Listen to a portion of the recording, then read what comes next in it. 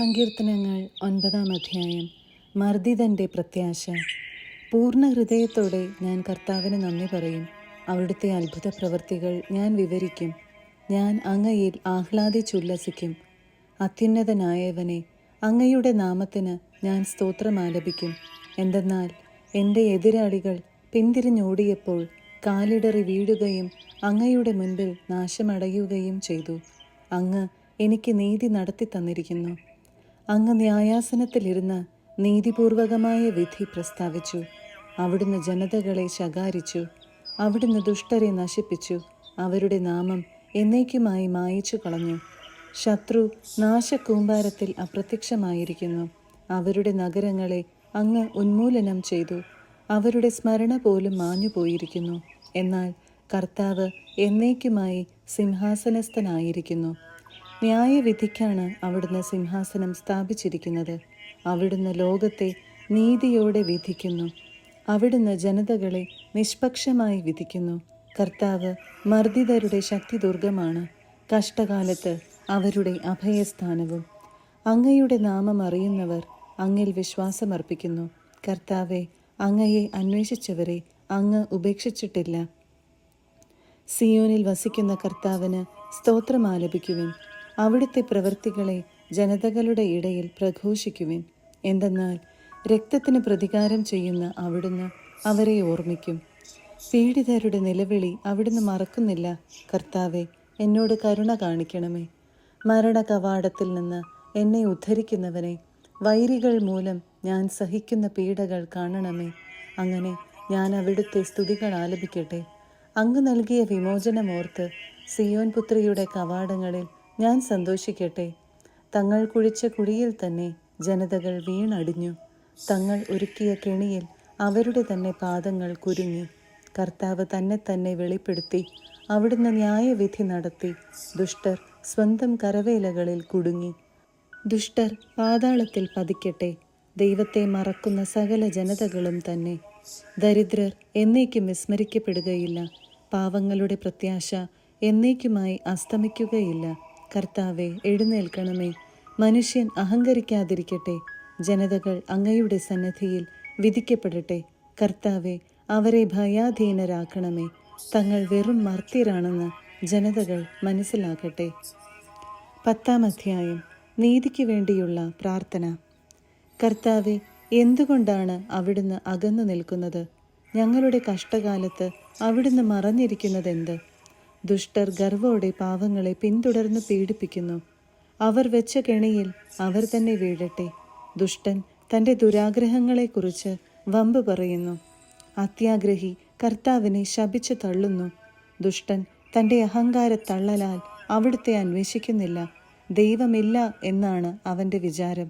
അവൻ്റെ മാർഗങ്ങൾ എപ്പോഴും വിജയിക്കുന്നു. അവിടുത്തെ ന്യായവിധി അവന് കണ്ണെത്താത്ത വിധം ഉയരത്തിലാണ്. അവൻ തൻ്റെ ശത്രുക്കളെ പുച്ഛിച്ചു തള്ളുന്നു. ഞാൻ കുലുങ്ങുകയില്ല, ഒരു കാലത്തും എനിക്ക് അനർത്ഥമുണ്ടാവുകയില്ലെന്ന് അവൻ ചിന്തിക്കുന്നു. അവൻ്റെ വാ ശാപവും വഞ്ചനയും ഭീഷണിയും കൊണ്ട് നിറഞ്ഞിരിക്കുന്നു. അവൻ്റെ നാവിനടിയിൽ ദ്രോഹവും അധർമ്മവും കുടികൊള്ളുന്നു. അവൻ ഗ്രാമങ്ങളിൽ പതിയിരിക്കുന്നു. ഒളിച്ചിരുന്ന് അവൻ നിർദോഷരെ കൊല ചെയ്യുന്നു.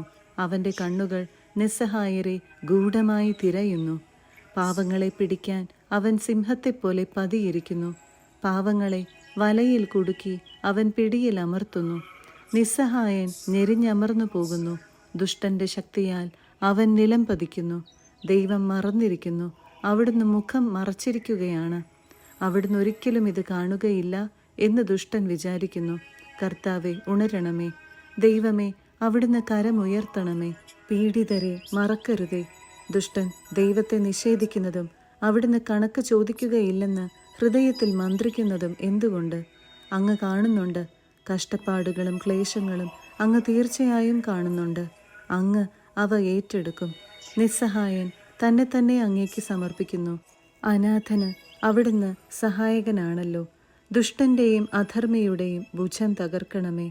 ദുഷ്ടതയ്ക്ക് അറുതി വരുന്നതുവരെ അത് തിരഞ്ഞു നശിപ്പിക്കണമേ. കർത്താവ് എന്നേക്കും രാജാവാണ്. ജനതകൾ അവിടുത്തെ ദേശത്ത് നിന്ന് അറ്റുപോകും. കർത്താവെ, എളിയവരുടെ അഭിലാഷം അവിടുന്ന് നിറവേറ്റും. അവരുടെ ഹൃദയത്തിന് ധൈര്യം പകരും. അവിടുന്ന് അവർക്ക് ചെവി കൊടുക്കും. അനാഥർക്കും പീഡിതർക്കും അങ്ങ് നീതി നടത്തിക്കൊടുക്കും. മണ്ണിൽ നിന്നുള്ള മനുഷ്യൻ ഇനിമേൽ അവരെ ഭീഷണിപ്പെടുത്തുകയില്ല. 11-ാം അധ്യായം. നീതിമാന്റെ ആശ്രയം.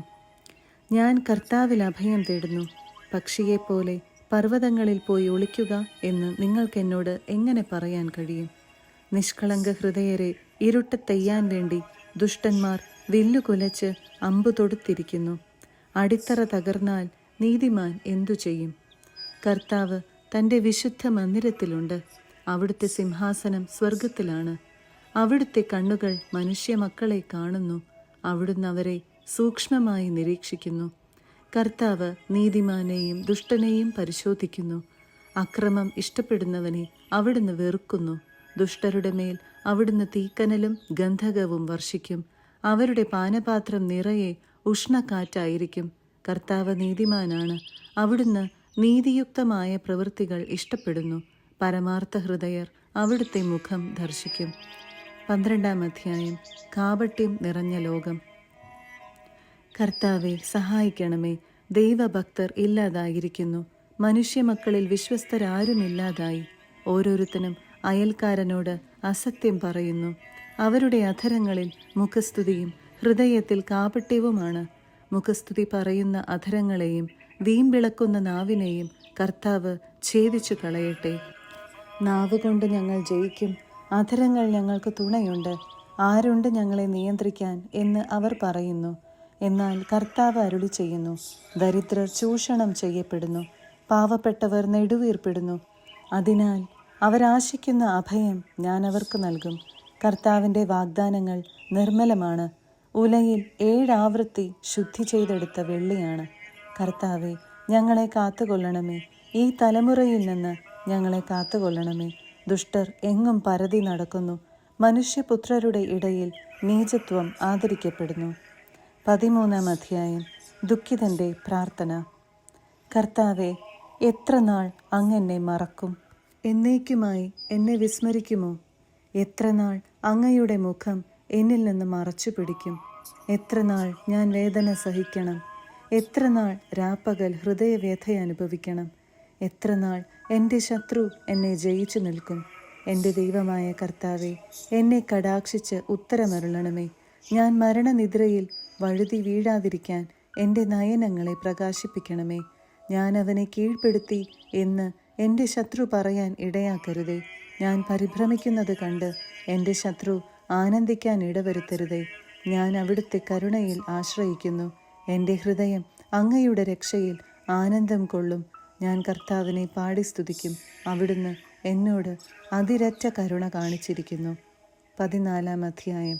ദൈവനിഷേധകൻ്റെ മൗഢ്യം. ദൈവമില്ല എന്ന് മൂഢൻ തൻ്റെ ഹൃദയത്തിൽ പറയുന്നു. മ്ലേച്ഛതയിൽ മുഴുകി അവർ ദുഷിച്ചിരിക്കുന്നു. നന്മ ചെയ്യുന്നവർ ആരുമില്ല. കർത്താവ് സ്വർഗത്തിൽ നിന്ന് മനുഷ്യമക്കളെ നോക്കുന്നു. ദൈവത്തെ തേടുന്ന വിവേകികളുണ്ടോ എന്ന് അവിടുന്ന് ആരായുന്നു. എല്ലാവരും വഴിതെറ്റി ഒന്നുപോലെ ദുഷിച്ചുപോയി. നന്മ ചെയ്യുന്നവനില്ല, ഒരുവൻ പോലുമില്ല. ഈ അധർമ്മികൾക്ക് ബോധമില്ലേ? ഇവരെൻ്റെ ജനത്തെ അപ്പം പോലെ തിന്നൊടുക്കുന്നു. ഇവർ കർത്താവിനെ വിളിച്ചപേക്ഷിക്കുന്നില്ല. അവിടെ അവരെ പരിഭ്രാന്തി പിടികൂടും.